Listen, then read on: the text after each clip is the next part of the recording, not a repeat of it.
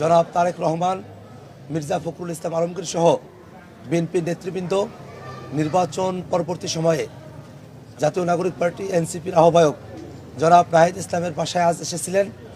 সৌজন্য সাক্ষাতে আজ জনাব তারেক রহমান এবং এনসিপির আহ্বায়ক জনাব নাহিদ ইসলাম তারা একত্রে বসেছেন।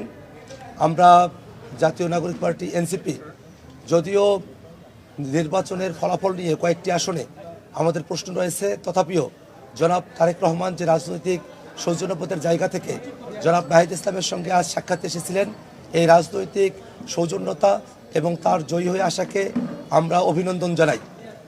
আমরা নিজেদের মধ্যে মতভিন্নতা সত্ত্বেও কিভাবে রাজনৈতিক মতভিন্নতার বাইরে গিয়েও একত্রে দেশের জন্য কাজ করতে পারি সেই বিষয়গুলো নিয়ে আমরা কথা বলেছি।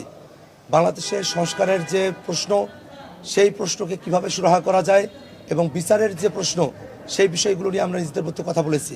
আজকে জনাব তারেক রহমান এবং জনাব নাহিদ ইসলাম, বাংলাদেশ জাতীয়তাবাদী দল বিএনপি এবং জাতীয় নাগরিক পার্টি এনসিপির মধ্যকার আজকের এই নির্বাচন পরবর্তী সৌজন্যমূলক সাক্ষাৎ বাংলাদেশের রাজনৈতিক সংস্কৃতিতে একটা পরিবর্তনের আভাস আমাদেরকে দেয়। আমরা মনে প্রাণে চাই এই বাংলাদেশ রাষ্ট্রে আমাদের রাজনৈতিক মতভিন্নতা থাকবে, রাজনৈতিক কর্মসূচি আলাদা হবে, রাজনৈতিক বক্তব্য আলাদা হবে, কিন্তু দেশের প্রশ্নে বাংলাদেশের সকল রাজনৈতিক দল আমরা একত্রিত থেকে একসাথে আমরা বাংলাদেশের প্রশ্নে আমরা সিদ্ধান্তগুলো গ্রহণ করতে পারবো। সে ধরনের একটা পরিবেশ বাংলাদেশে অটুট থাকবে, সেটাই আমাদের প্রত্যাশার জায়গা। সম্মানিত সাংবাদিক বন্ধুগণ, এই দেশটাকে এগিয়ে নিয়ে যাওয়ার জন্য কৃষিক্ষেত্র, শিক্ষা, শিল্প, বাণিজ্য এবং অন্যান্য যে বিষয়গুলো রয়েছে, সেই বিষয়গুলোতে আমরা কিভাবে পারস্পরিক সম্পর্কের ভিত্তিতে পলিসি ডায়ালগের মধ্য দিয়ে বাংলাদেশ রাষ্ট্রটিকে সামনের দিকে অগ্রসর করতে পারি, সেই বিষয়গুলো নিয়ে আমাদের কথা হয়েছে। এবং নির্বাচন পরবর্তী যে সহিংসতাগুলো বিভিন্ন জায়গায় ঘটছে, সেই বিষয়গুলো নিয়েও আমরা জনাব তারেক রহমানকে জানিয়েছি এবং তাদের দলের তরফ থেকে সেই বিষয়গুলোতে ব্যবস্থা গ্রহণ করা হবে বলে মির্জা ফখরুল ইসলাম সাহেব তিনি আমাদেরকে আশ্বস্ত করেছেন। এছাড়াও 24-এর অভ্যুত্থানের সময়টাতে যারা জীবন দিয়েছেন, যাদের অঙ্গহানি হয়েছে, সেই সব বীর শহীদান এবং সেই সব আমাদের যারা বীর গাজীরা আছেন, তাদের যথোপযুক্ত তাদের পুনর্বাসনের পরিবার এবং তাদের পুনর্বাসনের বিষয় নিয়ে আমরা তাদের সঙ্গে কথা বলেছি।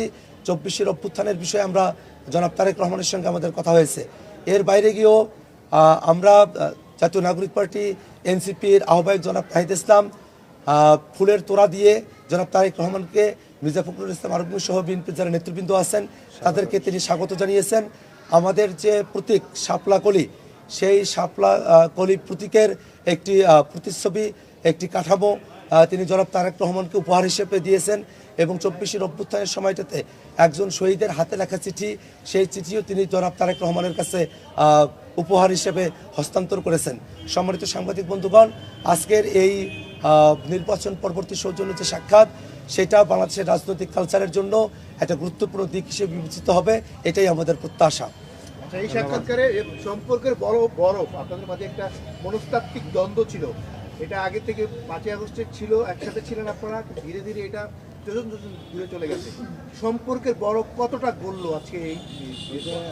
আমরা এই বাংলাদেশের রাজনীতি যে কোনো রাজনৈতিক দল যারা গণতন্ত্রের পক্ষে, যারা ফ্যাসিবাদের বিপক্ষে, যারা বাংলাদেশটাকে নতুন করে গড়তে চায়, সেই রাজনৈতিক দলগুলো আমাদের মতভিন্নতা থাকতে পারে, পলিসির ভিন্নতা থাকতে পারে, কিন্তু আমরা যাতে একত্রে বসতে পারি, সংলাপের মধ্য দিয়ে যাতে আমরা সমাধানে পৌঁছাতে পারি, সে ব্যাপারেই জনাব নাহিদ ইসলাম আহ্বান জানিয়েছেন এবং বিএনপির তরফ থেকেও যারা নেতৃবৃন্দরা এসেছিলেন তাদের সাথে আমাদের সংলাপের মধ্য দিয়েই সমস্যার সমাধানের বিষয়ে তারাও জোরারোপ করেছেন। এবং আমরা আশাবাদী যে আজকের যে বৈঠক, আজকের যে সৌজন্য সাক্ষাৎ, এই সৌজন্যতার মধ্য দিয়েই, সংলাপের মধ্য দিয়েই আমরা বাংলাদেশের যে কোনো সংকটকে আমরা সমাধানের দিকে অগ্রসর করতে পারবো বলে আশাবাদী।